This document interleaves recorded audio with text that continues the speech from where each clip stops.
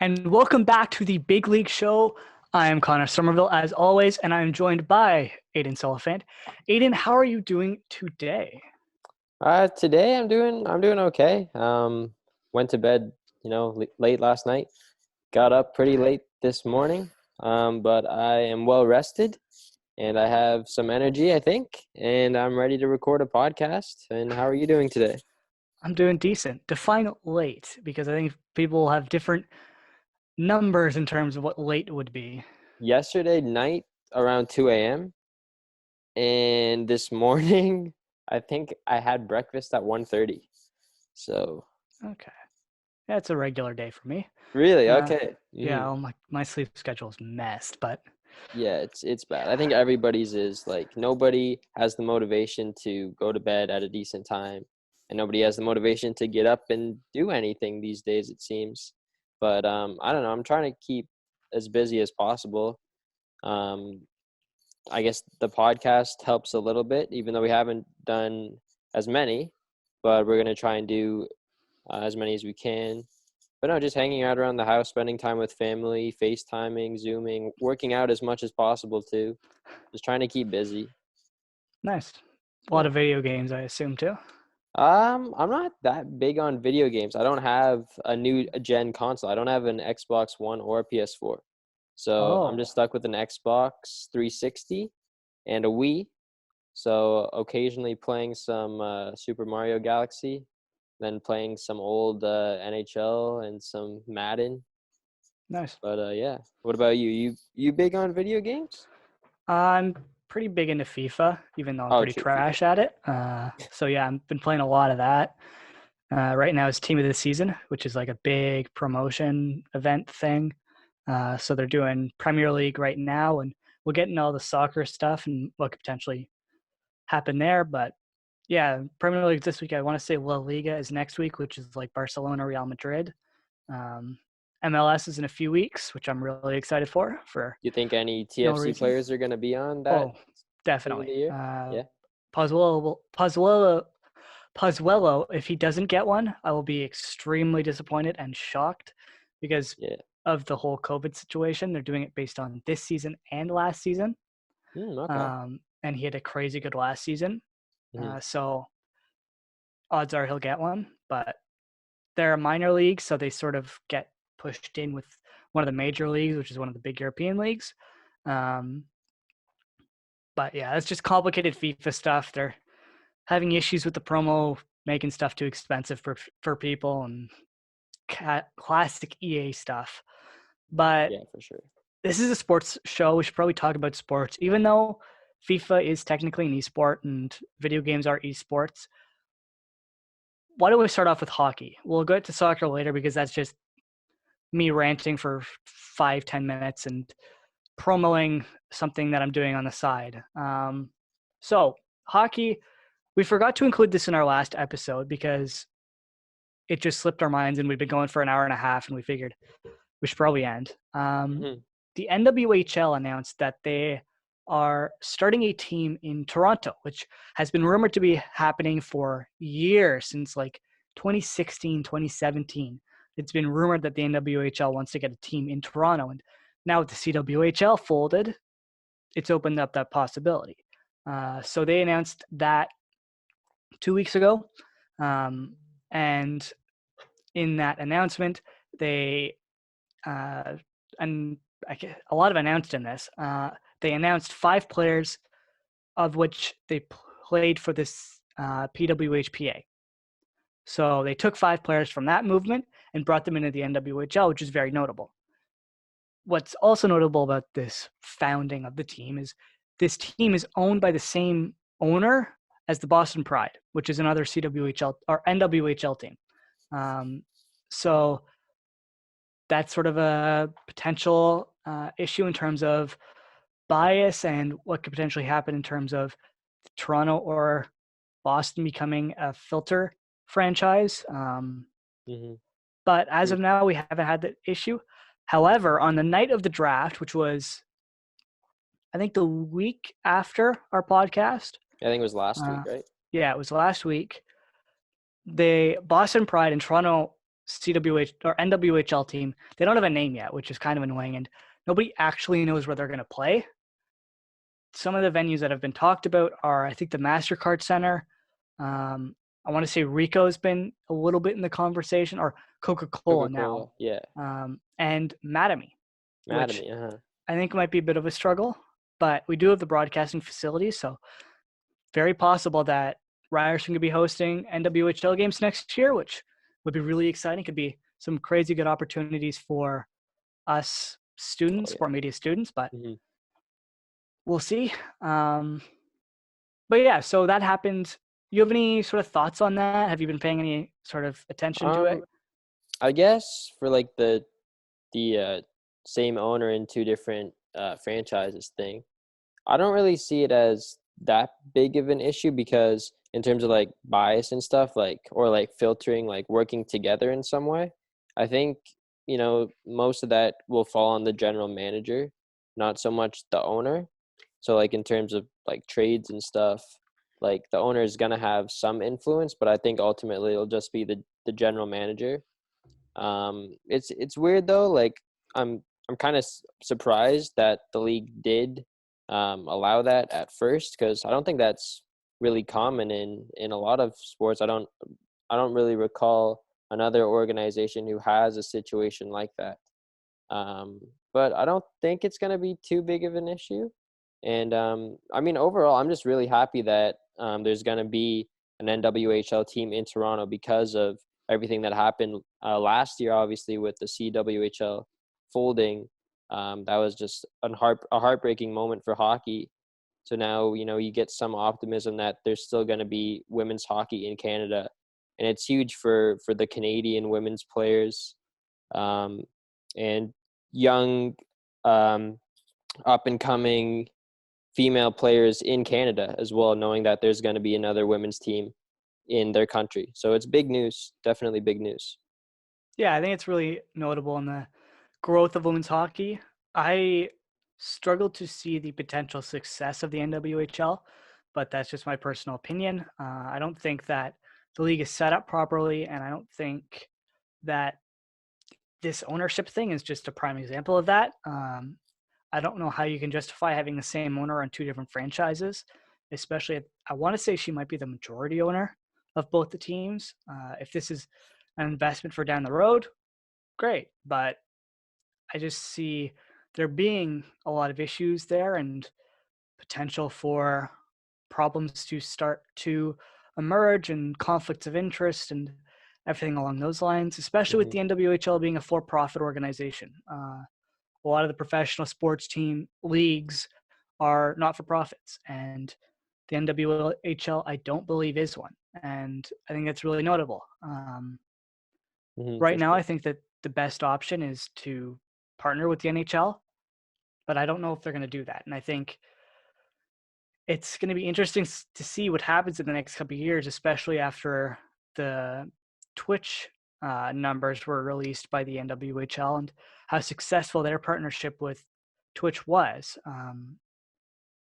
Adding in Toronto and the Canadian fan base could be huge for the league. Definitely. But who knows when you're competing with the likes of the Leafs, the Raptors, the TFC, MLB, and the Jays. You're competing with the Toronto Rock, Toronto FC, Argonauts. Like, you're competing with a ton of different teams, and that's not even getting into some of the minor league teams that are in the outskirts of the city, like minor hockey and Yeah. Oshawa and London. All the And OHL teams. all the OHL teams. You look at in soccer, you're also competing with the Canadian Premier League. It's a good move for the league, I think, as a whole, as they're continuing to expand. But I don't think they're in a position yet to definitively say that this will be a success, and that's one of Definitely not. my No, big not yet. worries, which which we still need to see. But yeah, I guess that's sort of all that there was in terms of NWHL news. Was just sort of that that Toronto was getting a new team, which is huge. But another thing that Toronto is getting is the Toronto Maple Leafs have signed a defenseman out of the KHL from the Carrot.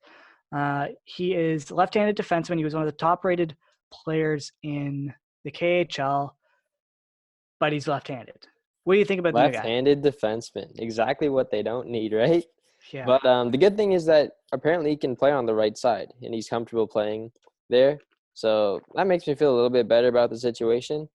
Um, all I've really heard about him is that he's a good puck-moving guy, which is something that Dubas really likes and looks for in defensemen. And it's just the same thing with the Leafs. They want to get that guy who can move the puck up the ice and be a bit more offensive. But I still think, in my opinion, that they need that um, D guy who can penalty kill, who can be a physical presence in front of the net, someone a bit grittier, because they have all that offensive side on their decor already with Riley and Dermott and Sandin coming up, and even Justin Hall has that upside on offense. I still think they need that solid backbone behind there. But the thing with Lettinen is that, like, it's low risk, high reward for him.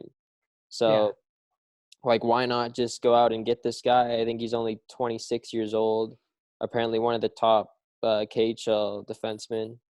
And yeah, he's got some upside to him, and just take your chance on him. He's still pretty young. Put up good numbers last year. He wanted to come to Toronto, and they need defensemen.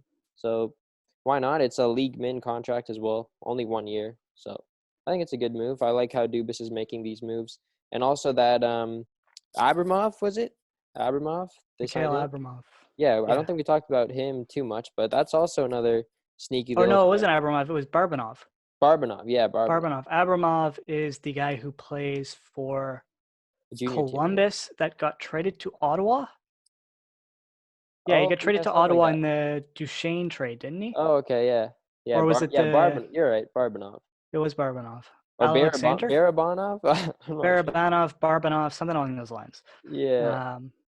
Yeah, we touched Um. on him a little bit. We mentioned he's a bit of a speedy, he's a feisty little Oh, okay, yeah, we guy. did. Right. He's a good skater, which he's a good addition. He'll be a good fourth, third line depth piece. It's another KHL guy they've brought in, which we've now got another one in Lettinen, Mhm. which there's no real negative in bringing him in. It's 1 year entry level contract, same thing as Mikheyev, 925 grand to play potentially even top four if he's Yeah. good enough. If he can play the right side, he probably ends up top four as our fourth pairing defenseman, where we have Justin Hull up top and Lettinen and number 4 RD, and then Liljegren rounding out the top four, which isn't ideal, but I guess it is an option. You could also potentially, if he's not great, put him on last LD and see what happens there. Maybe throw Sandin or Dermott there.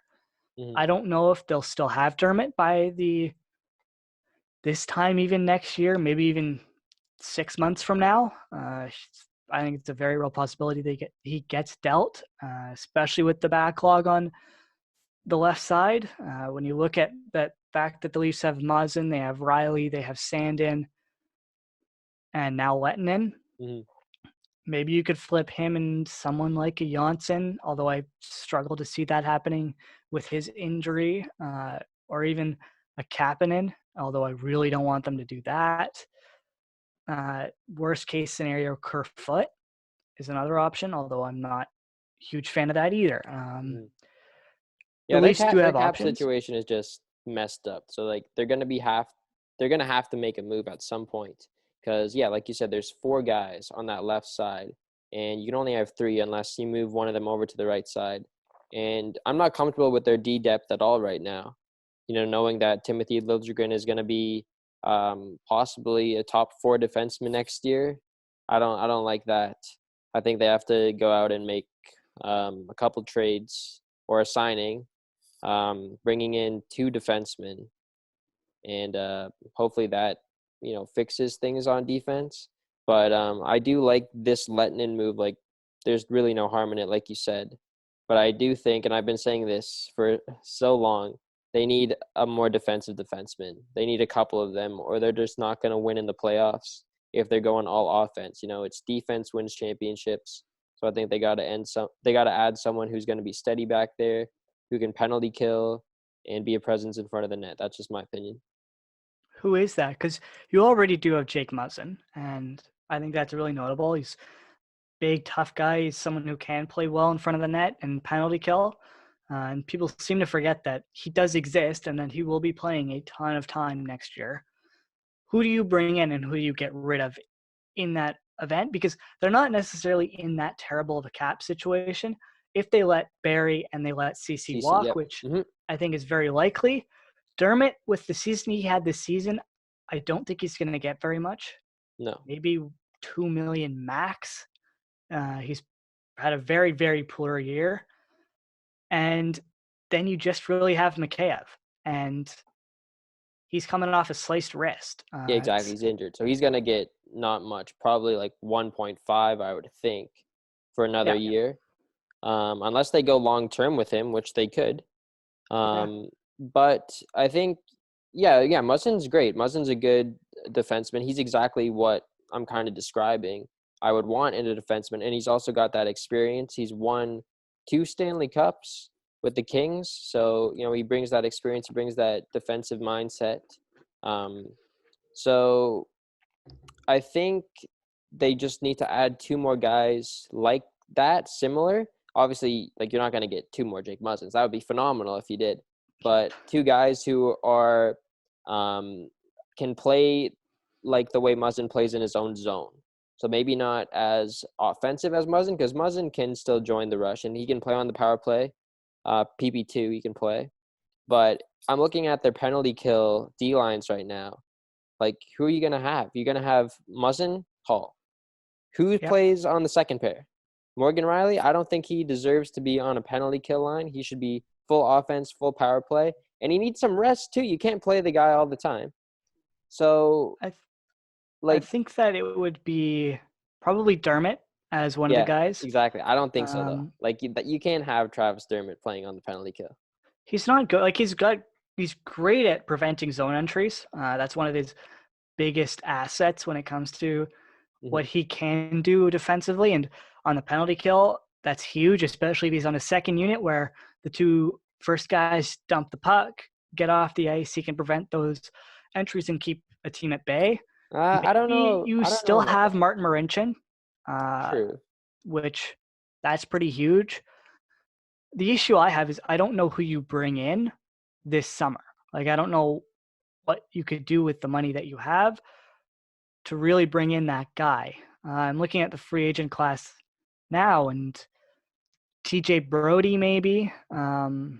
Yeah, he's left-handed though. Yeah. Bufflin's a name. Bufflin is a name. We'll talk about him later too. Yep. Travis Hamonic is an option. Yeah, I think the Leafs have been interested in him for a while too. Justin Braun. Justin Braun's an okay name. Oh, Radko Gudas could be an option. Although he comes with his other issues, specifically his violence and the fact that he likes to get suspended. But I guess there are options. I don't know how much money is going to be available with the fact that the league can't make any money. They're not playing games, they're not making money, and that hurts revenue, which hurts the cap and could potentially lead to the cap being negative next year. Could go down. We don't know yet. Like, right now, one of the theories is an early June draft. Yeah. One of the things that they want to try is doing a draft in early June before the season's even finished, before they've even done the playoffs. So how would that work? Like, if they have the draft in June and then they decide to carry on with the rest of the season, do those players that they drafted go on their teams, or do they have to wait until the next year to join? I would assume that they would follow the playoff eligibility guidelines in the same way that the trade deadline, where you can technically make trades after the deadline. It's just that those players can't play for you in the playoffs. Okay, true. So they can play the regular season, but they can't play playoffs? Is that kind of what you're saying? I don't know if they'll even do regular season anymore. They may, like, realistically, how many guys are going to be good enough to actually make a team, right? right out of the draft, like For sure. immediately. There's Lafreniere Probably not and exactly. Quinton Byfield. Definitely. That's it. And I'm going to assume that with the way that they're trying to do the format and basically hand Ottawa and Detroit the top two picks, I'm going to assume that those two teams aren't going to try to Sure. win. Well, And they're not even going to be in the playoffs. If we go straight to playoffs, it won't even matter at that point. and after the draft, who's to say that we even have a season? They may Exactly. just Yeah. go straight to the playoffs. I think that's their best option. I don't know if the NHL will do that because they have a tendency not to do the best option and I don't instead know if opt that's for the the. best option though. I think, okay. So the issue that we have with that playoff option, I guess we're going to get into that now, is Sure. the NHL players need to get a bit warmed up, right? They need to get back into game shape. Mm-hmm. Because right now, unless they have an ice sheet in their backyard, which I highly doubt many of them do, they can't skate. So these guys haven't skated, handled a puck on ice, done anything like that in 6 weeks. By the time the playoffs roll around, it could be 3-4 months. Yeah. If they do it in July, which who knows? How do you do free agency then? We'll get into that in a second. You look at the fact that they do need a warm up. So maybe you do 3 preseason games where you host it in a central location like Toronto, because I think that's a really, really good city for them to do it in, as much as it maybe Unless we might have a hurts bit of us. bias to that as well, wanting Yeah. it in Toronto. Well, it's also because we do have the broadcasting facilities. True. We Yeah. have 3, probably 4 if you count MasterCard, and if you want to go a little bit outside the GTA, you have all the OHL rinks where you can broadcast games out of. And I think that's going to be really important to playing enough games to actually finish the playoffs before the second wave of coronavirus hits. Mm-hmm. And And people, Sportsnet and TSN as well. That's kind yeah, of an advantage too. Sportsnet and TSN are based here, which is, as you just mentioned, huge. They have experience using these facilities. So you may not even need the US broadcasters to come to Canada. You could just share the Canadian feed with them. I don't know if NBC and all the other Fox and whoever else has I don't games. think Fox would. I think NBC and is it TSN? They work together somehow. I think they do. I think they have TSN and connection. ESPN TSN and have a ESPN. partnership Right. because Right. ESPN owns a portion of TSN. Right. Right. Right. But Oh, maybe it's like Comcast Sportsnet and Rogers Sportsnet, something like that. I think they have a partnership. Some maybe. U.S. broadcast has a partnership with Sportsnet, I think.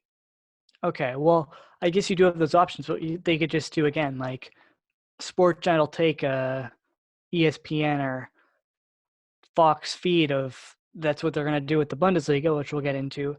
They're taking another organization's feed and streaming it on their own TV channels. Mm-hmm. So right now is what do they do to actually broadcast those games? And more importantly, how do they format these games? How do you decide who gets into the playoffs, who doesn't? Do you do it off of playoff percentage?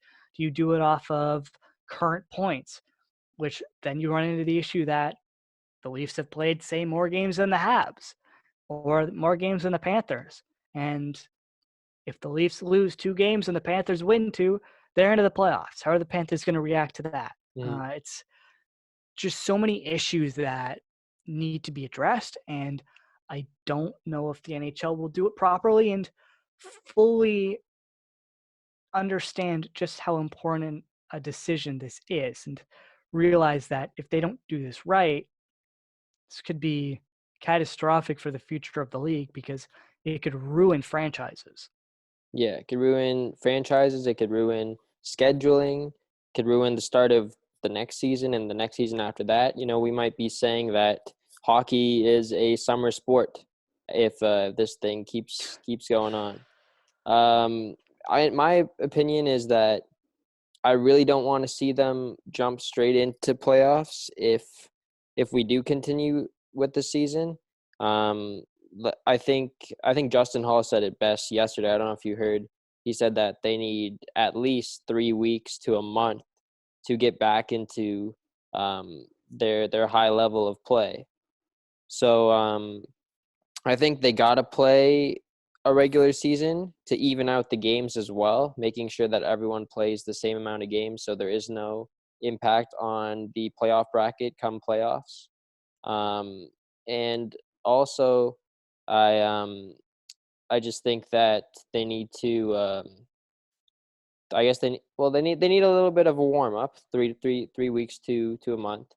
I forgot what I was gonna say actually. 3 weeks to a month, and there was another point that I was gonna say about the scheduling. I forget though. I forget. You go. All right. Yeah, it's going to be very difficult for the NHL to fully figure out how they want to do things. I honestly think the best bet for them is just to cancel the season. Really? Okay. Say, like, it sucks that you're not going to be able to reward a Stanley Cup, but you've done it before. Did it in 1918 in the same exact situation. I don't see a reason why you couldn't do it this year. It just saves so many issues. It allows you to do that early June draft where you can just solidify that draft format. You can solidify the picks. You don't have to worry about the conditions. The conditions, they stay the same even if they weren't possible. Um, they don't happen. They don't happen. In the worst case scenario, you mediate trades where pick compensation is an issue, or teams restructure trades, which I think is another option. But right now, it's in a very tough spot for the NHL and for every sports league to figure out how they want to do things and how they want to format the rest of their reaction and their response to the pandemic, which Mhm. has been very, very difficult so far for a lot of different teams and a lot of different leagues in terms of when do they come back. Yeah. Well, it's really going to come down to safety first as well. I don't think the leagues really want to rush in to anything when they don't know how this whole pandemic is going to end up in a couple months. Are they going to play in arenas and stadiums without fans? Are they going to allow 25% capacity in their stadiums? I heard that the Miami Dolphins NFL team, they're kind of looking at around 15,000 people in their stadiums, but I don't even know if that's a good idea. NFL releases their schedule on Thursday, so that should be interesting. Um, I don't know. I think when it comes to I know a lot of people are saying yeah, you can't only play 2 rounds of playoffs or 3 rounds of playoffs and give a team the Stanley Cup. You have to play the full 4 rounds, best of 7, and it has to be fair. Everybody has to have a fair shot of getting into the playoffs as well. And I do wish that they stuck with that, but at the same time, I want to see some hockey. So I think it would be a good mix if you do. You got to keep it fair. So keep it fair, but also stay safe as well, and do the best option. So I wouldn't say 4 rounds, 7 game series is ideal at this point. I think that's pushing it a little bit because then you're looking at starting the next season in January, February. December is the rumored potential start date if they, excuse me, push it into the month of August or July because again, these guys still need a break Yeah, before the for next sure. season. So yeah, they could do that. But I think maybe an ideal situation is finishing the regular season, give the guys their 3 weeks to get back into things because it's not a good idea to rush right into playoffs and have these guys who haven't skated in months going at it in the playoffs. Yeah. So give them some time, make sure everybody plays the same amount of games, and then do 3 rounds. I think 3 rounds, maybe you do first round best of 5, and then conference final, cup final, best of 7. If you can, try and keep it in one location. Toronto would be a good one. I think NBA playoffs, they're looking at Vegas as a possible option. I I think also saw Disneyland or Disney World Disney. was an option. Okay, I think the one in Orlando. I okay, can't okay. remember which one it was. They're That'd potentially be going to cool. use that venue or those hotels because there's enough space. That's another big thing you need is you need a place for players to stay Hmm. where they can isolate. And you need to figure out do you bring their families? Because being away from your family for 2 months in the middle of a global pandemic probably isn't the easiest thing, especially to explain to your kid or Yeah. to the rest of your family saying, look, I got to go for 2 months. Sorry, see you. Hmm. And when I see you, hopefully everything works out well. It's Yeah. not really an option right now. And then It's also a, the tricky thing is all these guys are coming from different places as well. You got yeah, guys in Europe right now, or even in the States, like the travel. So as soon as they get here, they're going to be in quarantine for 14 days. And then what if that turns out bad and someone has the virus? Then that whole team is in trouble. And then if that team plays another team, we could just be doing this whole Rudy Gobert thing another time and yeah, start a second wave. So it's really crazy. I think the best thing to do is just wait as long as possible for this thing to just slow down. Just make sure that you're gonna be starting up this season again at the right time. And if that time doesn't come, cancel the season. As much as I would hate to do that, because we've gone so far into it and there's been so many storylines, and like you'd hate to just see with I think 15 games left in the regular season or something like that, it just yeah. ends. But it's health first, it's safety first. So I think people will understand. Um, but some people won't. But I hope that people would Yeah. understand if they had to do that and start fresh next year. And then with like free agency and stuff in the draft, who knows what they're gonna do? Like, what what is a free agent anymore when this thing When ends? do they become a free agent? Exactly. And what happens with like all those players that were deadline acquisitions and they were only on 1 year deals and teams lost their first round pick, their second round pick? Do they get Yeah. compensation for that, or they just Well, lose it the for rumors free? are that the NHL would help mediate trades to find solutions, Okay. but I don't know how that would work. And It's now just you're getting the chaos. league involved even more, and I don't know if that's the best thing in the world. Nope. But Yeah. there was a study done in, I believe it was Denmark, this was for soccer, this wasn't hockey, so it is a bit different. But they looked at how at risk the players would be during a game. And they found that the players, again, this isn't soccer, would only be at risk, I guess is the best way to put it, against other people for like a minute and a half per game.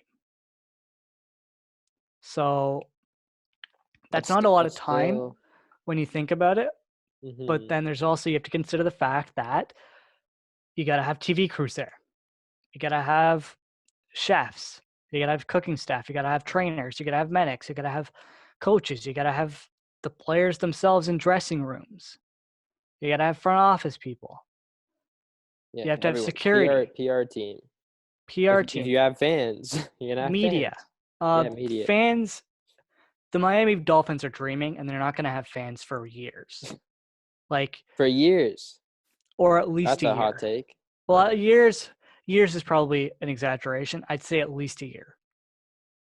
I think if they have fans for next season, it's going to be a miracle. Hmm.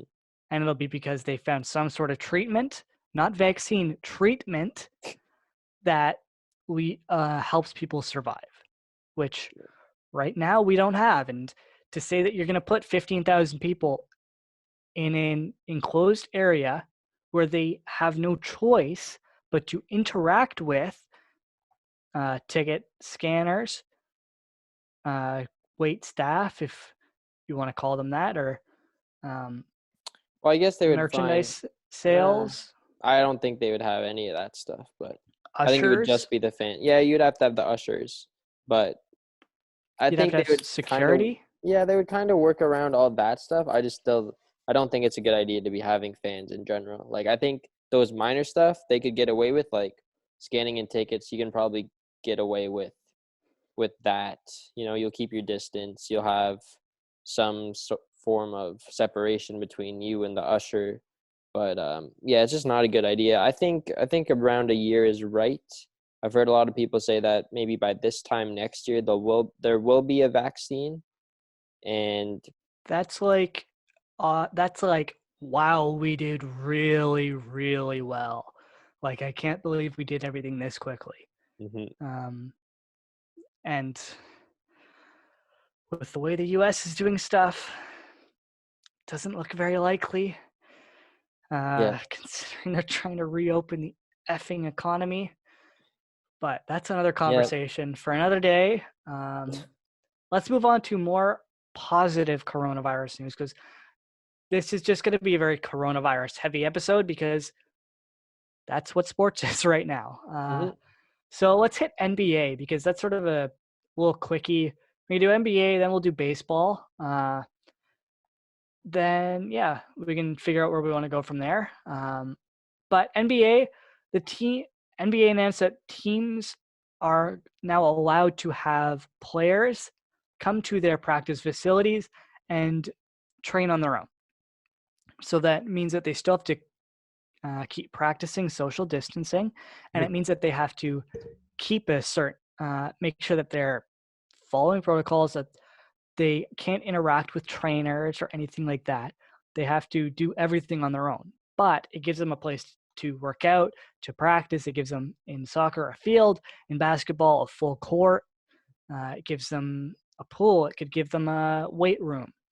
It allows them to do stuff like that, which is a very big first step for the league and for North American sports. It's really interesting that they're doing this already. Not every team can do this because your certain region, which in Toronto's case would be Ontario, in the Atlanta Hawks it would be Georgia, or the LA Lakers it would be California. They have to have eased restrictions so that you're able to do that. Hmm. So in a place like Toronto, you can't currently do that, but in a place like Georgia, you can. Okay. So it's going to be very interesting to see how that plays out, whether or not it's successful. That's going to be really notable. If people start getting contaminated, that'll be a Yeah. big issue. I'd say with things like this, it's probably very unlikely. I think it'll be fine because they'll probably have like a schedule, and very, very, um, like precautions that you got to take. You're going to get your temperature taken when you enter, or you're going to get, you're not going to get a test, but yeah, you'll get your temperature taken before and when you leave. You're going to make sure that there's no contamination with, or cross contamination with anyone else in there or before you enter. So they'll be really cautious about it. I don't think anyone would get the virus because of this, but you never know. But I'm surprised that actually the league allowed it, just because it's not acceptable in all these states yet. It's only in a couple right now. So a team like the Raptors, they can't do it yet. So I'm kind of surprised by that action. But what this tells me is that the NBA is really looking to resume their season hopefully soon, because they want to get these guys going a little bit. And I think the NBA might have something coming, maybe a bit more so than the NHL. Um, I mentioned that Vegas thing a bit earlier. I think it is really a big possibility that all the teams will go to Vegas and play, I think, T-Mobile Arena in Vegas, where the Golden Yes. Knights play. Yeah. I think that's a possible venue, and then I think they have 4 hotels there.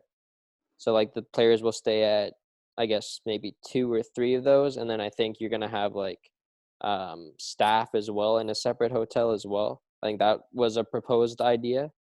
So I definitely think that this is one of the steps that the NBA is taking, looking to continue their season. Yeah. Las Vegas also has the facilities that they use for Summer League because all those games are Okay, played there. right, So that broadcasting abilities would be possible. Um, and it's also Vegas, and nobody's really there right now because all the exactly. It's a casinos are ghost town. closed, Hmm. and the league, that mayor, that psychotic mayor, wants to reopen the city, even though that's been kiboshed by the governor or senator. I can't Hmm. remember which it was exactly, who basically said she's insane and this will never happen and I won't allow it. But it's going to be interesting to see if they do have a plan ahead of the NHL. They're much more in close contact, the players, as opposed to in hockey, because they're constantly bumping up against each other and sweating on each other. Whereas hockey, they have that small gap in equipment, Hmm. and you aren't necessarily being posted up on 15 times a game. Definitely, yeah. So it's a much more difficult sport to restart. But if they have a plan in place that could be successful, I don't see why it couldn't happen. Hmm. It's just going to be very difficult to see it happen. But this announcement was very similar to what the MLS and NWSL announced. I believe it was like a few days ago, maybe,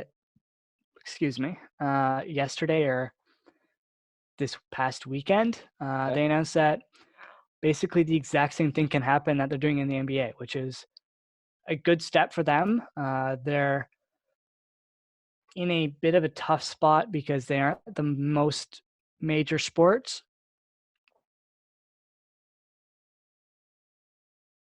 Uh, Or you just froze out for a second. I think we're oh, good though. okay. All right. No technical Yeah, difficulties so far using Zoom. So yeah, we've been pretty good. yeah, Hopefully this continues. yeah, it's still recording, so we're good. I think. Good. But yeah, so MLS and NWSL are finally allowing players to train in practice. So Froze out again. guys will Okay, be able to hold on. get back on the field, will be able to get a ball on their feet, dribble a bit, run, take some shots on an actual net, which would be huge. So they're in a good spot. Oh, you froze up on me. You froze up on me too. I think we're Oh, good now though. oh, my internet connection is unstable. Oh, okay. Hopefully we're good. I We could should be hear good. I could hear you fine. So it was Okay. just So it's the just video. picture. Yeah. All right. Yeah. So yeah, MLS back going. I guess I should mention that there was some TFC news in the last couple weeks that was really interesting, kind of out of nowhere, and I was very surprised by. Marky Delgado and Toronto FC are apparently very, very close to a contract extension, which I never thought would happen, especially given the fact that they just signed um, Michael Bradley, and the fact that they have been rumors that Julian de Guzman, who's a Canadian who decided to play for the Netherlands national team because, of course, he did, said he was interested in coming to Toronto. But those rumors, I don't think, are very likely to happen, especially given the fact that Toronto's midfield is so stacked. But they were also rumored Victor Vasquez was on Footy Talks, which is a TSN will Zoom live stream with Luke Weilman, Christian Jack, and Stephen Caldwell. And he mentioned on the podcast that he hated it basically in Qatar and that he wants to come back. Hmm. And his contract is up on June 31st. It would be difficult for him to come back as a player due to the allocation process and things like that. But I have an article up on MLS Multiplex if you want to check it out, where I sort of run through the likelihoods. So yeah, give that a read because I won't dive into that in very huge detail to save us time. Uh, but I guess some other U.S. mostly soccer news. U.S. women's national team had their court ruling on equal pay come through, and basically their equal pay argument was thrown out. I get into that, so I guess this is a good time to plug this now. I now co-host. Well, co-host. I don't know if I'm fully co-hosting yet, but I audio produce for a podcast called the MLS Multiplex Podcast, which I do with a couple guys from the MLS Multiplex website, which is the fan-sided MLS segment of their content writing. Mm. So we've done, I think it's 8 episodes so far, and the two things that I've just mentioned, we talked about the U.S. Women's National Team and that ruling on our most recent episode, and we also touched on the USSF had announced that they're shutting down immediately the USDA, which is the US Development Academy, which is huge. So if you want my thoughts on that, you can go to that podcast, and all three of us, Drew Hubbard, Josh Boland, and I, dive into that. This week, we're having a pretty sick guest who Drew Hubbard will be interviewing in the Washington Spirits goalkeeper, Aubrey Bledsoe. So hopefully that'll be really good. We usually put them up Tuesdays, but they'll go up whenever I'm able to edit them. Next week it'll be probably Tuesday for sure, but it still remains to be seen. So yeah, go check that out. We're available on Apple Podcasts, Spotify, Google Podcasts, everywhere you get your podcasts. We're available other than YouTube, which if you're watching now, hi. I only have a little bit more soccer to talk about, so Aiden will get back into the conversation a little bit. But yeah, so that's basically the MLS side of stuff, and NWSL, which hopefully we'll talk a bit more about in the future.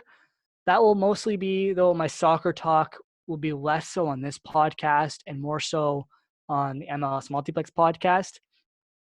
This one will probably sort of stick to just general news like TFC stuff, like the Delgado and the Vasquez contracts, and European soccer, which there's been a ton of developments on that front, with the Bundesliga announcing that they will be restarting play starting in the second half of May, which is huge.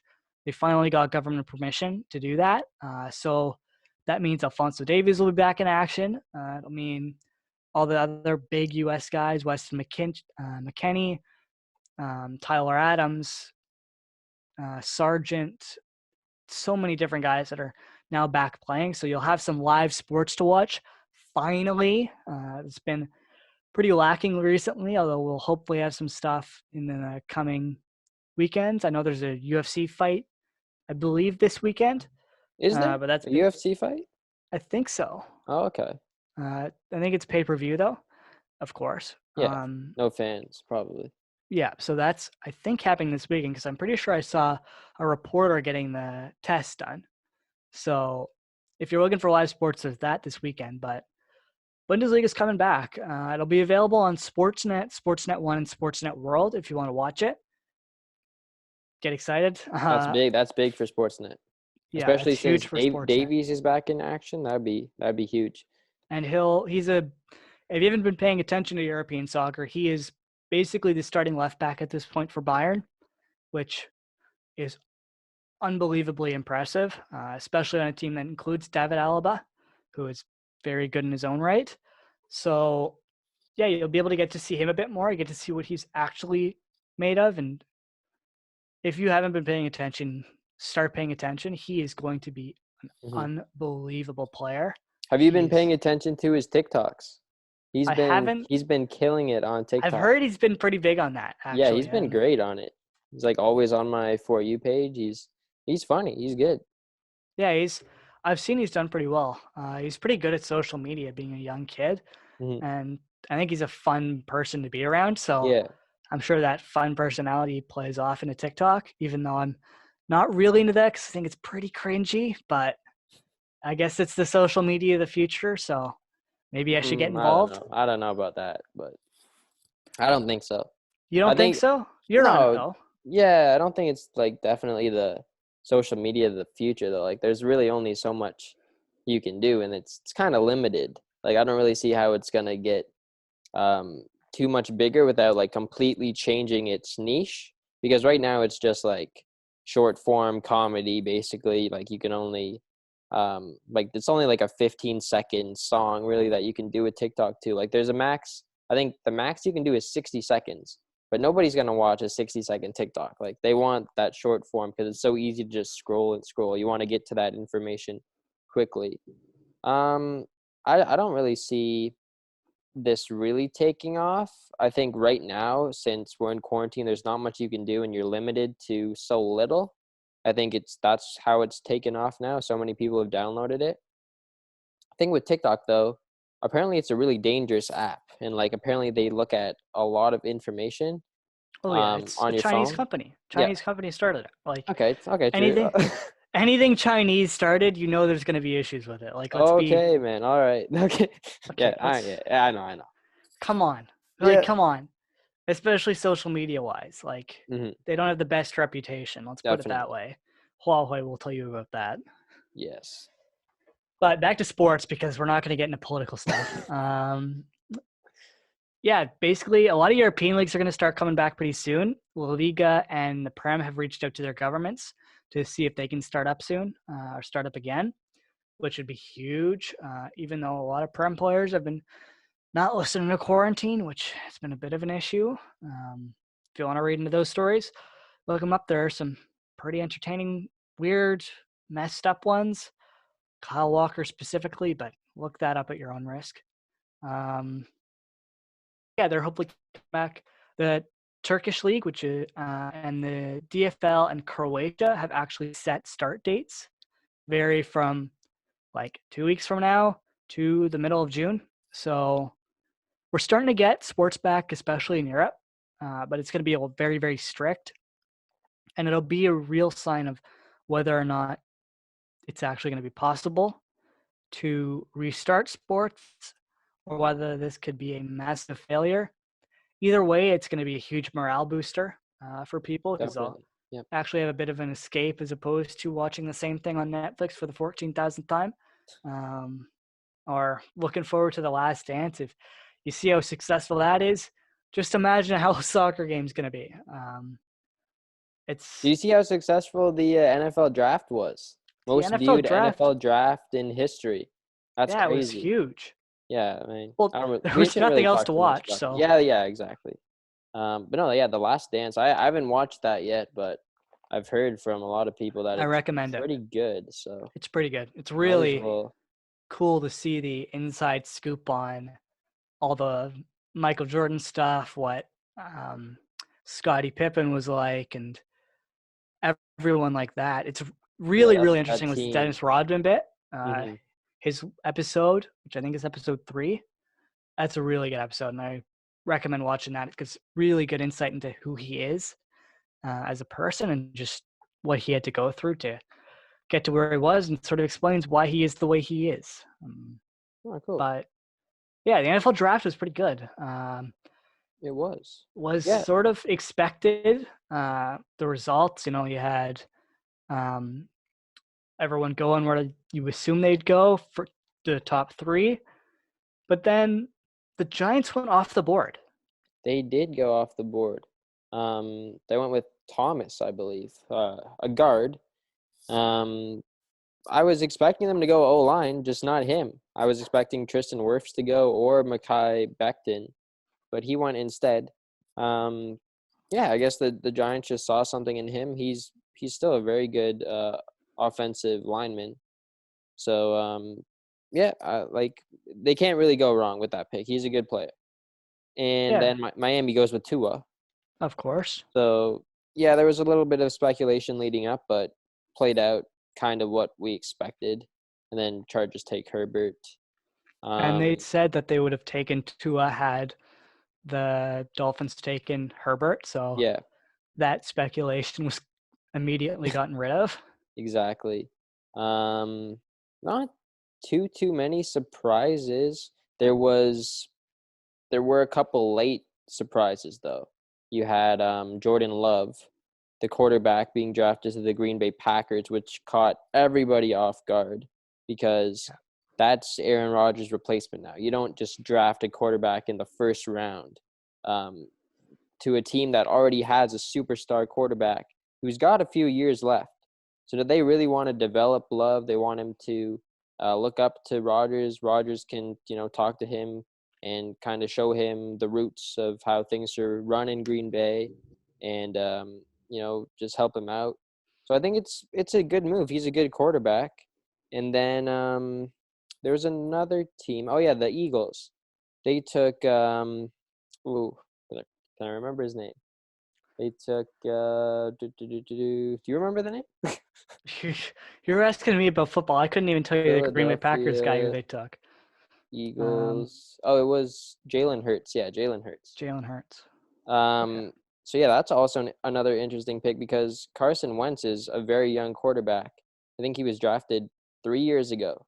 So he's very young, and he was a very high pick as well.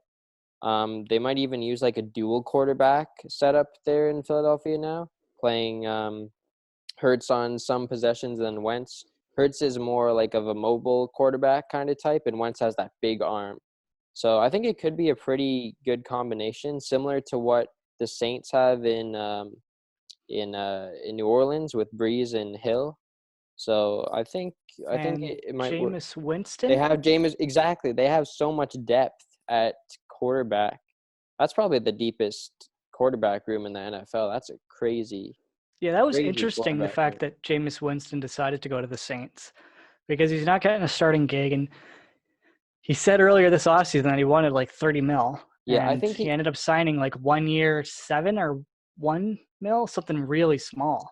I think he's really betting on Breeze retiring soon and him just taking over. And I could see that happening. Like if the Saints um if Breeze retires next year, for example, and the Saints don't want to go quarterback in the draft next year, they're going to be comfortable with having Jameis Winston as their guy for at least a year just to give him a shot.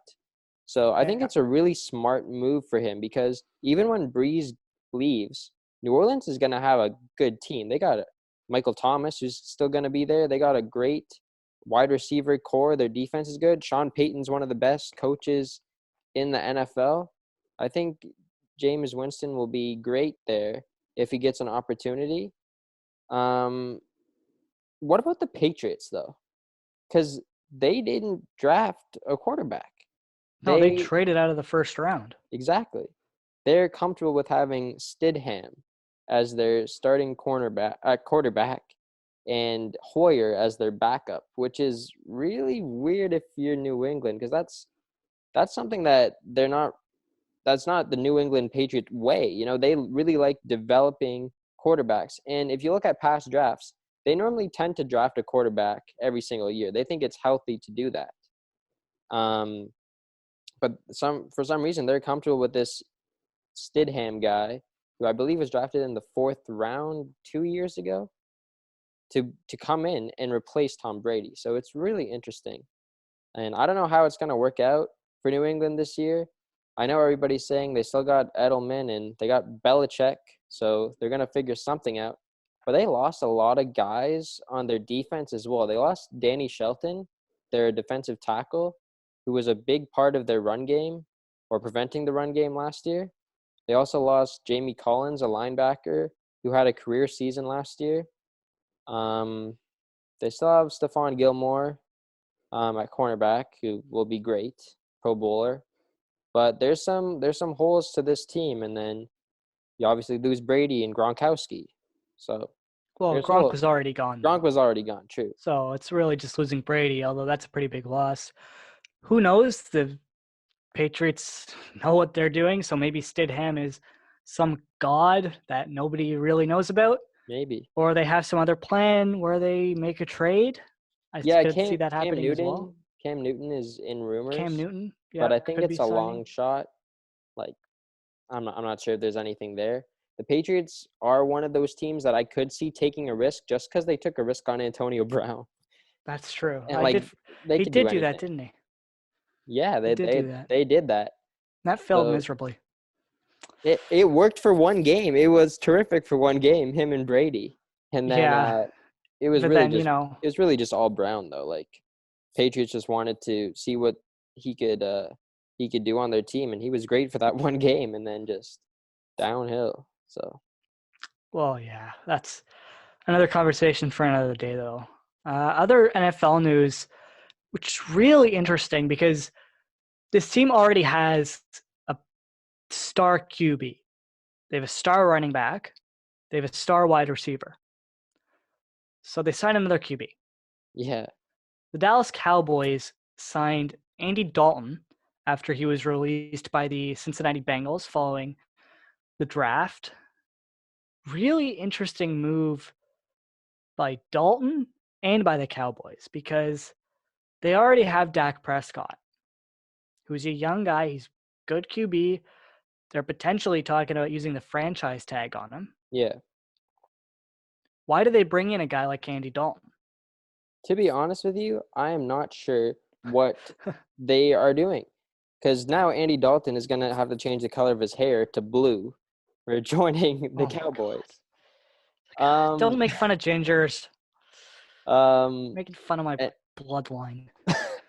God. all right. Insulted. Anyways, um, what this, because so like throughout this whole offseason, there's been a lot of talk about whether or not they're going to use the franchise tag on Dak. Are they going to extend him this summer? I'm starting to think that there's really some concern in Dallas about if they're going to get this contract done and if he's their guy, which is Wow. crazy because he's a fan favorite. He's a pretty good quarterback, but Dallas didn't do well last year under Prescott. I know, stuff with their coach and stuff, it fell off towards the end of the season. But I think they finished 8-8 last year, the Dallas Cowboys, with that star wide receiver, star running back, star quarterback. So maybe there is Yeah. some doubt that Dak isn't the guy. Do I think that Andy Dalton is that guy? Absolutely not. But I do think that this is a little bit of a cover up.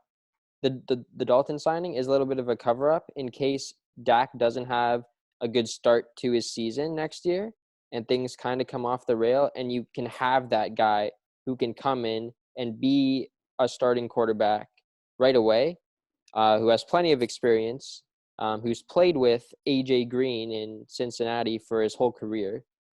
So I think Dallas is in good hands. I really like how they added this this depth to their quarterback room.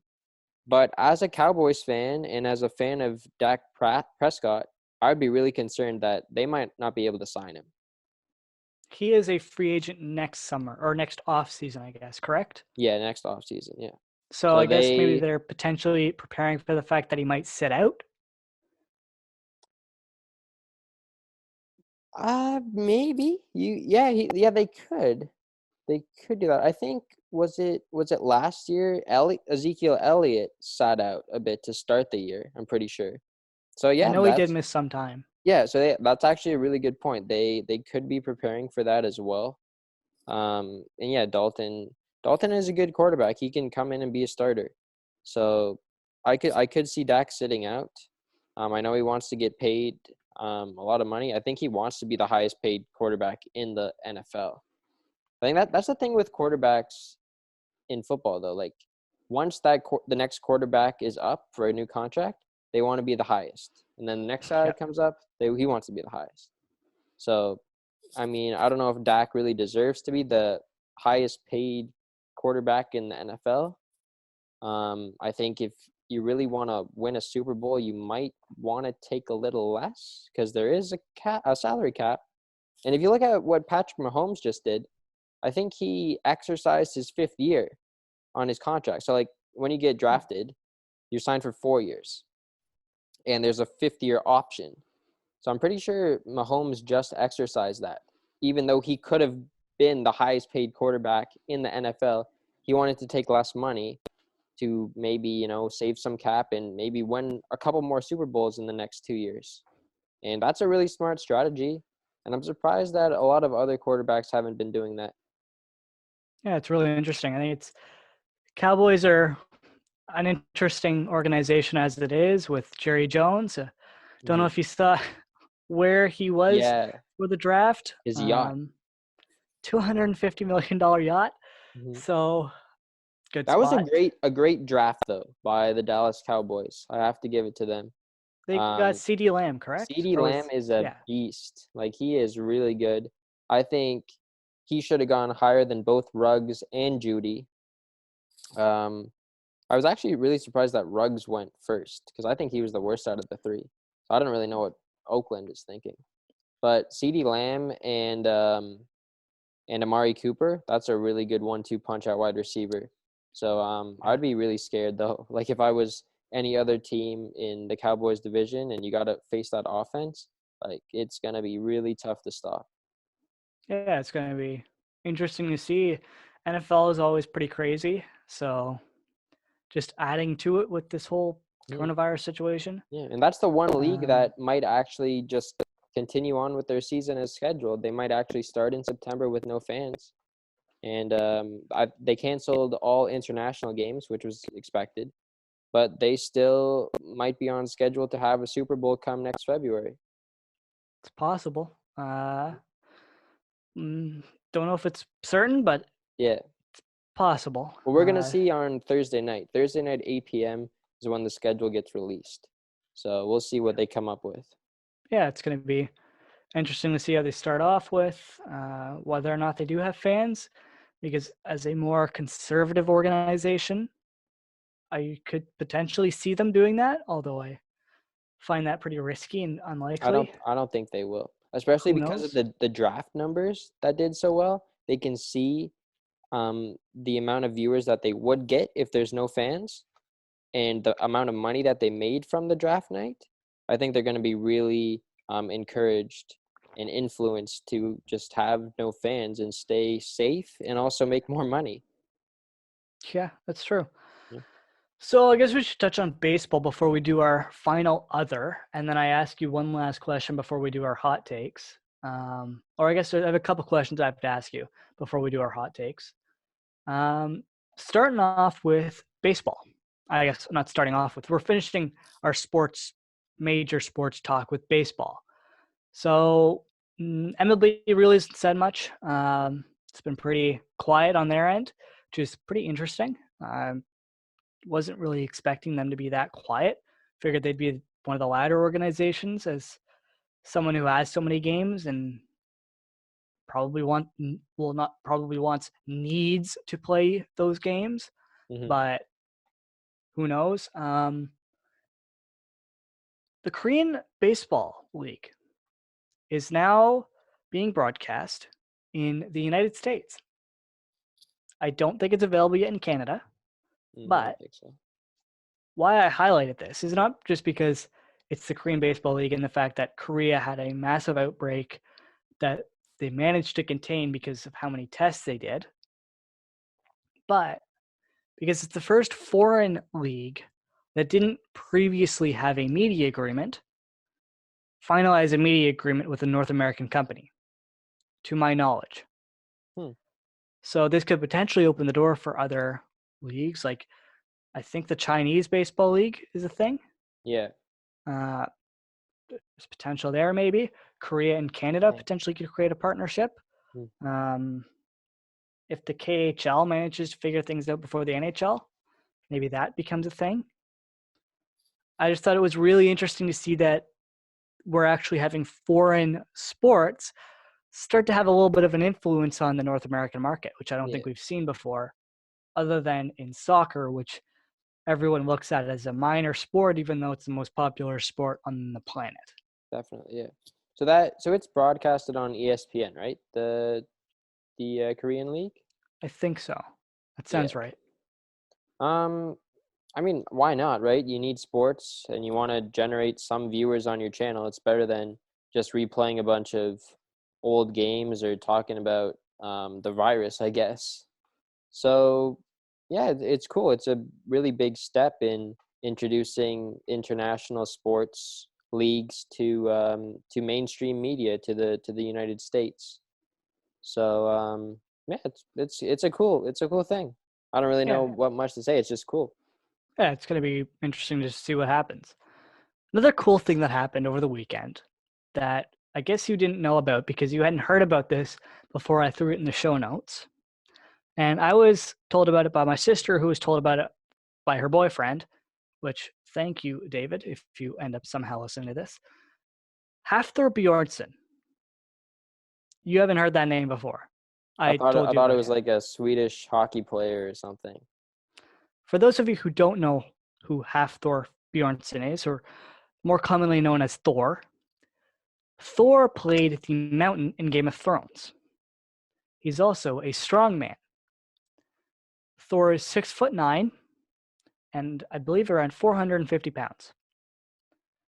Over the weekend, at his Icelandic gym with his own family, being the weighers of the weights and the only non-people related to him in some way were the referee, who was a former very famous strongman, and the reporter. He attempted to break the world record for the heaviest deadlift. So the heaviest deadlift before Thor attempted to break this record was 500 kilograms. 500 kilograms. That is nuts. Jeez. Because that's Okay. over 1,000 pounds. And that was set by Eddie Hall. So half Thor, as you do, you have to do a couple warm-up lifts because nobody can go in there and just out of the blue lift 1,000 pounds. Yeah. So we started off with a measly, I think it was 420 kilograms around there. That's still a lot. That is That's still a a lot. lot. Then he upped it to, I believe, 475 kilograms. On that pull, he started to, I believe he cut his shins, which happens when you're doing lifts like that because the bar rubs against your legs When you drop it, I guess, or when you're when. picking it up Oh, true. I guess. Yeah. because it's such a heavy weight that you like have no control over it. But he picked that. He did that pretty easily. He got to 501. He was trying to break the record, and he lifted it. If you want to watch it, videos on YouTube, Rogue Fitness, which is a company that makes like barbells and dumbbells and weights and all sort of stuff like that, broadcast I'll it put on the there. link in the description below. Yeah, it'll be in the link and the description down below if you're watching on YouTube. If you're Yeah. listening on Spotify or Apple Podcasts, are we on Apple Podcasts? No, we're not. We still haven't been confirmed for that. We still haven't been confirmed? Wow. Mm-mm. Okay. Yeah, just Spotify right now. All right. So we're on Spotify And YouTube and YouTube. and YouTube, and I assume Google Podcasts as well. Yeah. But it's available on YouTube to watch it. It's insane. Here is where it gets interesting. Eddie Hall, who's the guy who previously set the record, doesn't think that the record should count. Hmm. Reasoning behind this is he thinks that these records should only be allowed to be set in competition. No, definitely not. That it's called the world record for a reason. Like it should just be anyone who can do it. It doesn't have to be just in competition. But that's where you run into an issue because this stuff can be faked fairly easily. Okay. You can do stuff with the scale where you weigh the weights where it doesn't portray apparently the proper weight. Well, that's why you got to have someone there, like someone from, the world record And staff or whatever to come and make sure that you're doing it right and that's it's the not thing. fake. That's There the isn't thing. a world record staff. There isn't a world record staff. Okay. No, the Guinness World That's a Records problem. only compile them. They don't mitigate Okay. whether or not it's an actual record. I don't believe from what he said. I listened to a podcast he did with True Geordie, who is a British YouTuber.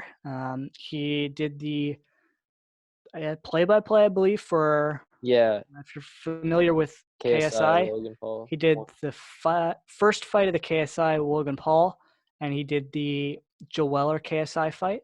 He did both of those events. And I think he did one of the Sidemen charity matches as well. Yeah, like the soccer thing or whatever.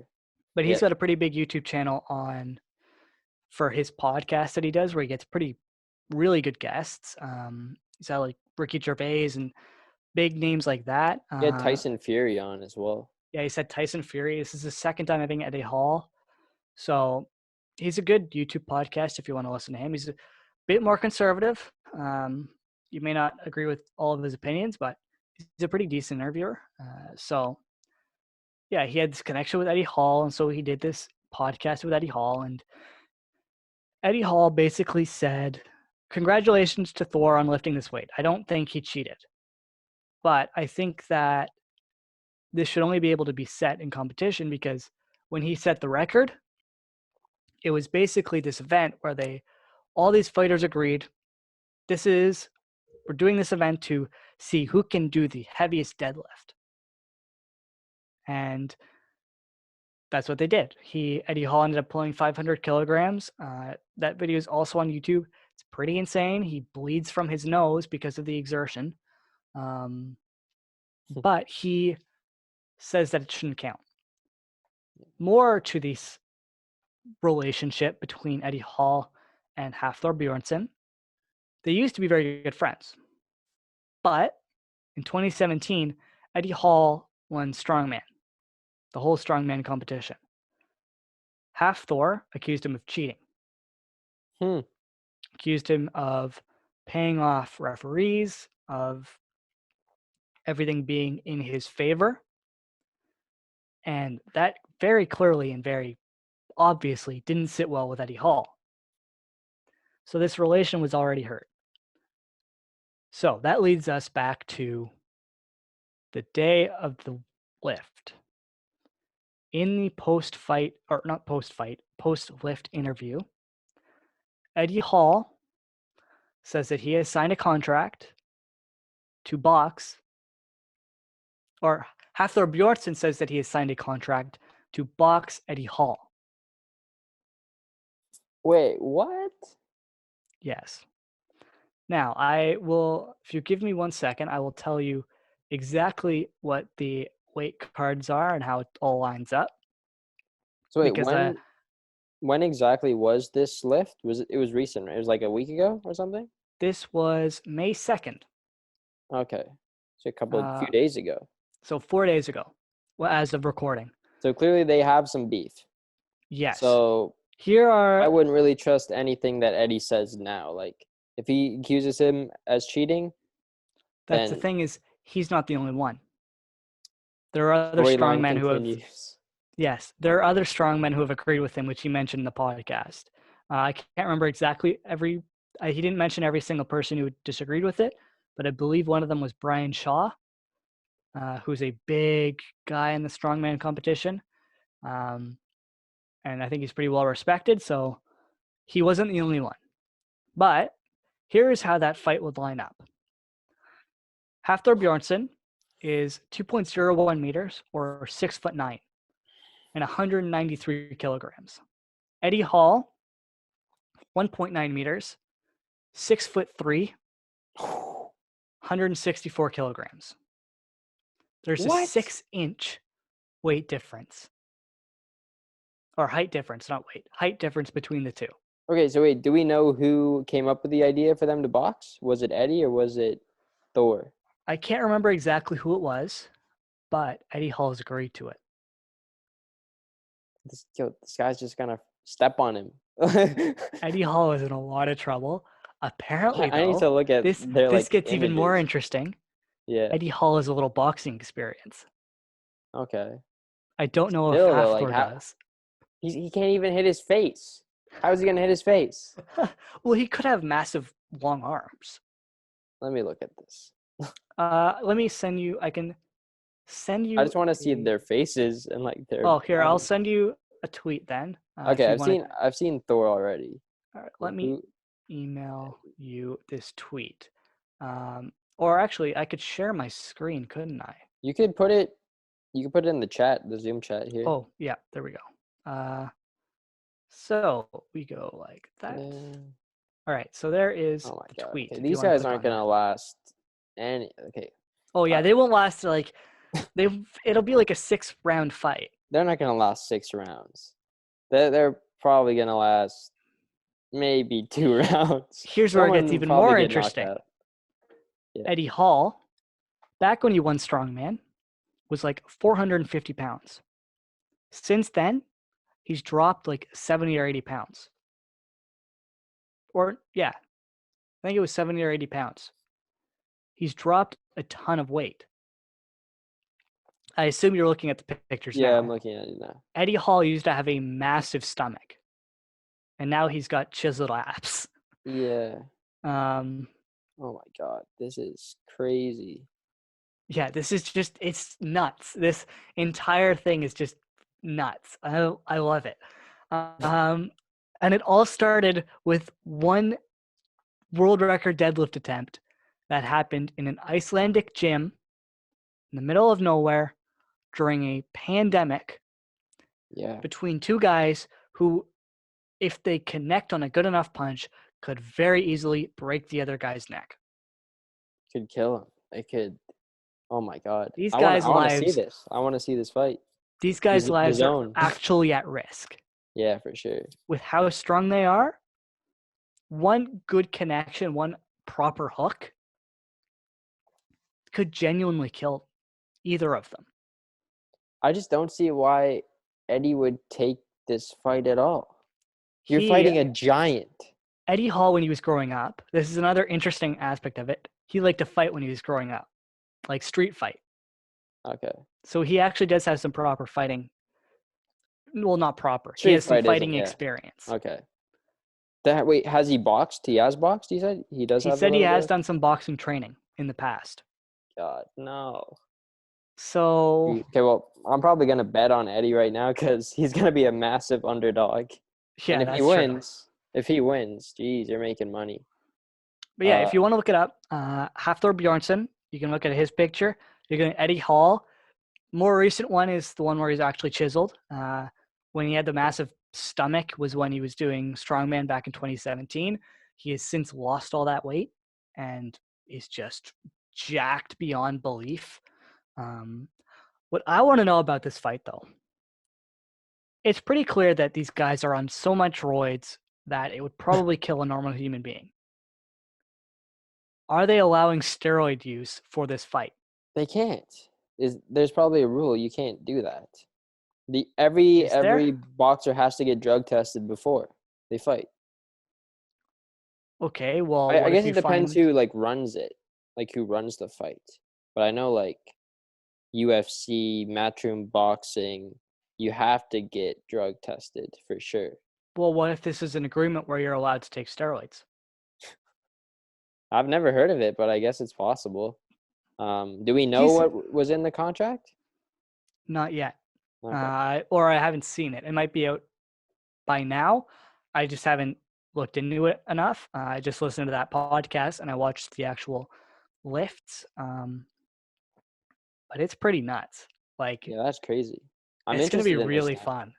Yeah, I guess That's- True Geordie should have a couple of interviews on his podcast about this coming He up. definitely has the Eddie Hall interview already.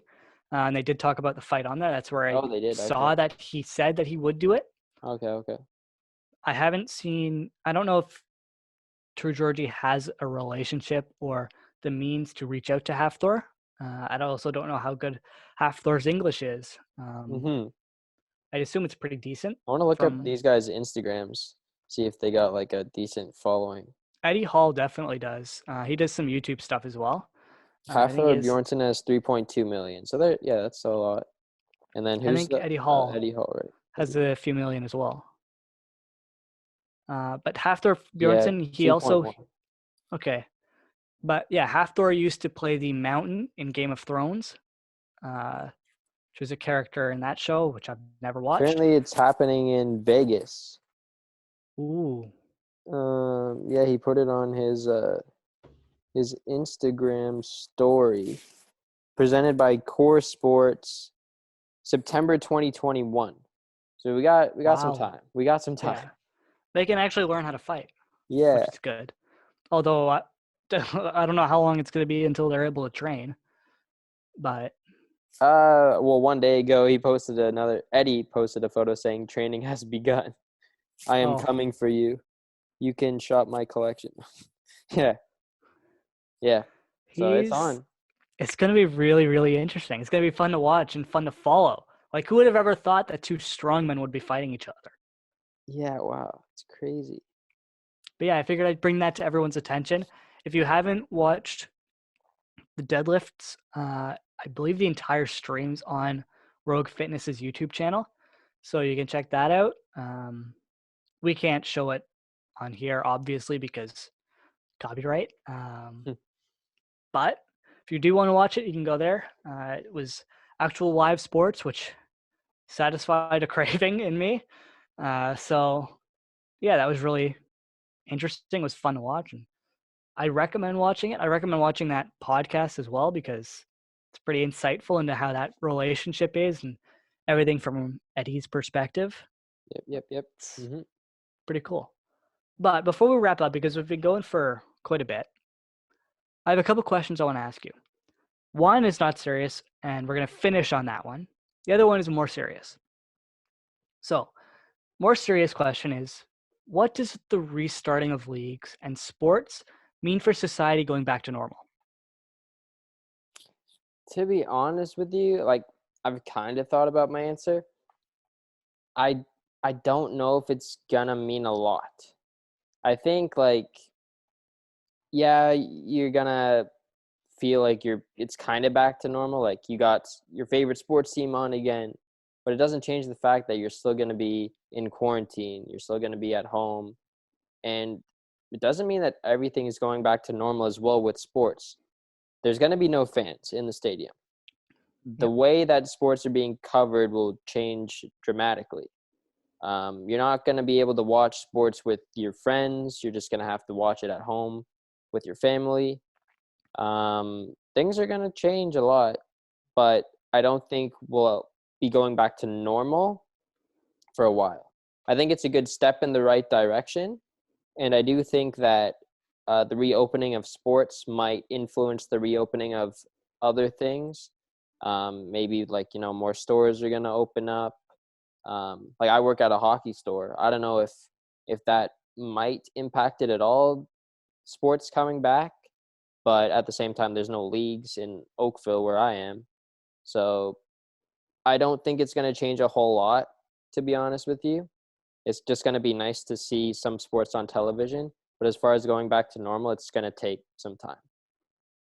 That's basically my entire answer that you just said. So I won't repeat everything you just said. And we'll end on the final question I have before we do our hot takes, which I don't know if you've thought about it because, as usual, I haven't thought about mine. What a shocker. Yeah. Um, we really need to take this more seriously, huh? Maybe. All right, my final question, because this is a conversation I had on, as I roll away, conversation I've had on my other podcast, Yeah. MLS Multiplex Podcast. Go check it out. Shameless plug. Does pineapple belong on pizza? Hell, does pineapple belong on pizza? Personally, okay, here's my story with this. I All right. really liked pineapple on pizza when I was growing up. Like I loved it a lot, but I can't just eat it like by itself. You got to have other toppings on it. You got to have like the meat, pepperoni, Italian sausage, bacon, all that stuff. A good Hawaiian pizza is pretty good, and I like pineapple on it. But recently, actually, I haven't been feeling it. I haven't been feeling pineapple on pizza at all. Like if we order pineapple on pizza, like I normally just pick the pineapple off and then I just eat them individually. Like I don't like it together anymore. It's changed. My taste buds, I guess, have just changed. But I am a big fan of pineapple. I like pineapple. But That's it. I would I would probably choose other toppings, I guess. Yeah, I am a hardcore supporter of pineapple on pizza. When I was a kid, I used to put on, I don't know if you know what these are. You could get like peaches or mandarins in a jar. Okay, yeah. Oh yeah, probably. Yeah. I put those on pizza. Huh. I put like pineapple. I'm a hardcore fruit kid, or I was a hardcore fruit kid. I still do eat fruit. But pineapple definitely belongs on pizza. Drew, you're wrong. It does belong on pizza, even though you're never gonna listen to this. Yeah, Drew. No. Um, I'm with Drew. I'm with Drew. I am. Why? What is it with people not liking pineapple on pizza? I don't get it. I just don't get it. Well, like I said, my thing is like I don't mind it, but I'd prefer other toppings on it. And I'm a big fan of pineapple, but like I don't know if I prefer it or not on pizza. Like if Okay. someone orders pineapple on my pizza, for me, I guess I'll eat it. But like if I'm ordering it for my family or by myself, no. Okay. So, what is your ideal pizza? As I kill time trying to think of a hot take. Um, my ideal pizza, um, I guess you gotta go. Everyone's gotta go pepperoni. I like Italian sausage. Mushrooms maybe, but no, I'm pretty much all meats. I like Italian sausage, pepperoni, and bacon. That's good. Meat lovers pizza. Okay, so you're a basic teenager, early 20s kid, male. That's Makes what sense. that's what I am, man. Makes sense. Makes sense. What are you? I am a weird one. I am very weird. Okay. Oh, Number hold on. one. Barbecue sauce. Barbecue sauce. Oh God, barbecue sauce is disgusting. I hate barbecue sauce. Oh, jeez. If we had viewers, that would get a lot of hate in the comments. There's my hot take right there. Barbecue sauce sucks. Oh wow, that's a big save there. That's a big save. Okay. It's not even a save. That's just the truth. Yeah, okay. Barbecue sauce sucks. Wow, that is a hot take. You had another good hot take earlier on in the show too. About I think NHL season being canceled. I think that's what you said. Oh yeah, Like fully being canceled. that was fully going to be my actual hot take, but um, my ideal pizza has, of course, cheese. It's got to have pineapple, Cheese, onion, of course. Yeah. Okay. Yeah. onion. Yeah. It's got to have onion, pepperoni, green pepper, red pepper. Okay. If it's good Italian sausage and doesn't give me heartburn, Italian sausage. Although I used to get it on Domino's pizzas, but Domino's pizza now gives me heartburn and I just won't eat it. It might be their sauce because it's too acidic, but I have no idea. Yeah, what else is there that I like on pizzas? No tomato, no mushrooms. Those are both no-goes. Yeah, I have weird taste in food, especially when it comes to pizza. What have you been eating a lot of during quarantine? Is it kind of like the same thing every day since you can't like go out anywhere? My mom's been making a lot of interesting desserty food Okay, yeah. recently. So give me 1 second. I'll show you what she gave me as I was coming upstairs. Sure, why not? A little bit of a sneak peek. Let's see if you actually know what this is, because I'm interested to see this. That Cake? Looks like a piece of that cake. is not cake. Is it pie? Not a pie either. It's a Custard. Scottish dessert. I don't know. It's called Millionaire Shortbread. Oh, shortbread. That's cool. Except it's basically Millionaire Shortbread, for those of you who don't know. It's a layer of chocolate on top. I guess I could show you it. Layer of that work? That looks good. Layer of chocolate on top, caramel in the middle, and then on the bottom is shortbread. Nice. So my mom's made that twice, and she gave me 2 pieces as I was coming up here. I was going to eat one before and one after the show. There you go. Yeah. Almost time to eat. Yeah. I can't eat any of that because I got a nut allergy. I got to be careful with desserts. Oh, I don't think there's any nuts in this. No nuts? I just got to be careful nuts with like, a lot of stuff. Nah, probably not. But yeah, I got to stay careful with that. But I didn't know that I didn't know you had a nut allergy. Yeah. I feel like I've told you for sure. I don't think so. I guarantee. Or I've just forgotten. What type of nuts? Peanuts or all types of all nuts except for almonds, but I try and stay away from almonds just in case. But technically I'm not allergic to almonds. Huh. Yeah. That's weird. Just one nut that you just aren't allergic to? Well, at first I was allergic to all types of nuts, and then I grew out of the almond thing couple of years ago now. Okay, how allergic? It's anaphylactic. So Oh wow! So you got an EpiPen on you all the time? Yeah. I feel like I've told you this for sure. You definitely haven't. I had no idea about this. That is weird. Huh. Yeah. Interesting. Yeah, there you go. Learn something new every day. We need to have more food talks. These are actually kind of entertaining. Interesting. Do a food podcast. Food podcast. Do that on the side. On top of the other podcast we do.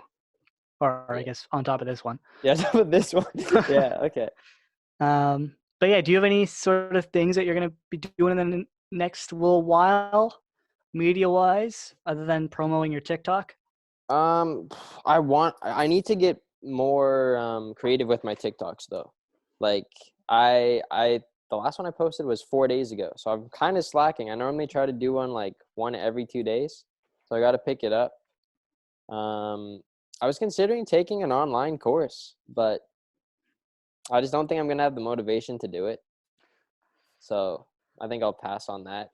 I'd rather do one like if I were to take a summer course, I'd much rather it be like on campus because even I don't know if it's the same for you, but even when like this whole quarantine started, it was really hard to even like work on stuff, like working on our final essays and doing like that on-air stuff. Like it was hard just because with everything going on. So I feel like if I were to take a course, like I'd probably be fine. Like I'd still pass and stuff, but I just wouldn't want to do it. I'd rather, I think this quarantine it's good to spend more time with your family and kind of step away from, your everyday life and kind of just, be there for them and try new things as well. So I think, you know, exploring what we can do with this podcast now that there's no sports or another thing me and my friends were talking about doing like this. I don't know if it's going to be a podcast, but we might do like a live stream talking about stuff that we did in high school. Oh, So that'd be pretty good. yeah, I don't know if it'll be a podcast though because I don't know. I don't know how much we can really talk about, but it'll be interesting. I don't know if they're down either, but we're definitely going to do a live stream in like the next couple weeks talking about stuff. So tune into that whenever Pretty that sick. happens. And yeah, that's that. And then just doing this podcast. We got to keep grinding out episodes. And Yeah, we're not sure if we're gonna do it weekly or bi-weekly yet. Right now, I think we'll probably stick bi-weekly unless more sports come back. Because mhm. we could do it weekly, but that would just be me talking for 45 minutes about soccer. Yeah, it And depends. It depends. We'll play Aiden it by being ear. non-existent. So We'll play it by ear. And then also we yeah, still have a bunch of old episodes that I got to upload to Spotify as well. So if you want some throwback Leafs talk from November, stay tuned for that. maybe we can get some guys from Sport Media on. We could talk to Yeah, Jackson or Zach or yeah, exactly. We can any get of so those many guys. guys. We Yeah. got options. We'll Well, hold on. got some stuff. We need a three max, I guess, for a Zoom call. Yeah. Yeah, So I guess we could have one guest yeah, that's per fine. show. We could do a feature on them. Yeah, Might be that's kind of good. interesting. Sure, why not? Yeah. So we'll, on social media, we might get that Instagram account that we have actually a little bit more active Yeah, that might be a than good it idea. is because it has not been used in like months. Yeah. So we got to start pushing that a little bit more. Okay. Okay. Um, follow Aiden on TikTok. What's your TikTok at? Aiden Silliphant, AIDEN SILLIPHANT. Wow, you got that pretty early. Nice. Yeah. Check out the podcast I'm doing on the side, MLS Multiplex, the MLS Multiplex podcast on Spotify, Apple Podcasts, Google Podcasts, basically anywhere you get podcasts apart from YouTube, but we might get on there pretty soon. I'm not really sure. I have to talk to the other two guys. Got a sick interview coming up next week with goalkeeper of the Washington Spirit, Audrey Bledsoe. So look forward to that. Hot takes. Yeah. I thought you were gonna Mine's forget. I thought you were gonna forget. nope. I was getting there. I knew it was there. Well, you said Hot yours takes. already. Mine's already been said. The pineapple on pizza and Barbecue sauce. barbecue sauce sucks. And NHL season, I think should be canceled, but it won't be. Okay. I think they'll try to start it and it'll fail miserably. What is your hot take for this week? Okay. My hot take. Kind of touched on it a bit earlier. It's gonna be football related, and I think that one of the league's most historic franchises and dynasties is going to take a big fall next season. And I'm going to say that the New England Patriots are going to have a top 5 pick in next year's NFL draft. I think they've had a horrible offseason. Is They that haven't. hot though? I don't know if I consider that a hot take. I think I've seen rumors that they're actually considering doing that, flopping this season to pick up that QB next year. Okay. I'm forgetting his name. Stidham. Is this Oh, Stidham? sorry. Oh no. No. Trevor Long Lawrence. hair. Trevor Lawrence. Yeah, Trevor Lawrence. They're contemplating tanking. I think I've seen rumors about that. So I don't know if that's that Hmm. hot, but Hmm. Do I have to think of another one now? I will make you think of another one if you don't have one. But I don't know. That's a little lukewarm. It's a little bit of a weak hot take for me. Yeah, Okay. it's the embers of a fire as opposed to a full fire. Huh. Still Yeah, burning it, but it's not really that bad. it's no Leafs will win the cup or anything like that. No, yeah. I don't know. I think I'll save some of the fire for next episode. All right. Mhm. And with that, thank you for listening. My name's Connor Somerville. That to my right or left, I'm not sure which it is Aiden Silliphant.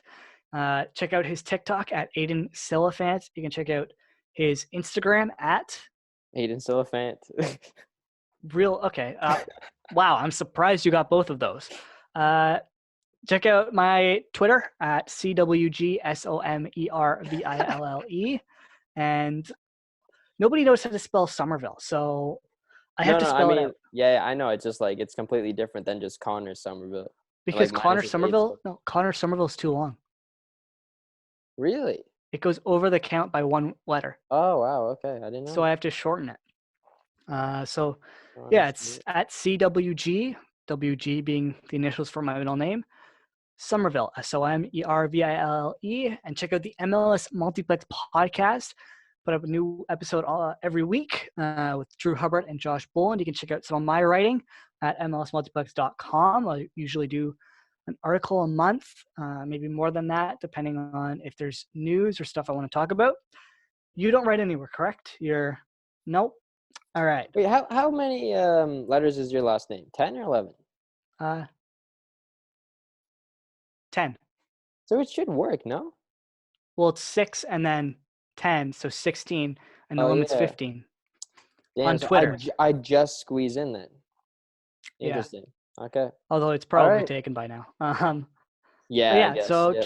check me out on Twitter, check out the podcast, check out Aiden on TikTok, Yep. subscribe to our YouTube channel, leave us a like, comment, rate our podcast on Spotify, and share it with as many people as you can because we actually want to grow this into something huge, Yeah, hopefully. exactly. If So, you want, comment what you want us to talk about on our future episodes as well. What topics you want us to discuss. I think that would be cool if you guys give us some insight as well. or message us and let us know if you want to come on for an episode. We'd love to have some guests on, and the only way we know you want to come on is if you reach out to us. So please reach Exactly. out to us. And with that, thank you for listening. We will see you next week or 2 weeks from now. I'm Connor Somerville. That's Aiden Silliphant. We'll see you next time. Peace.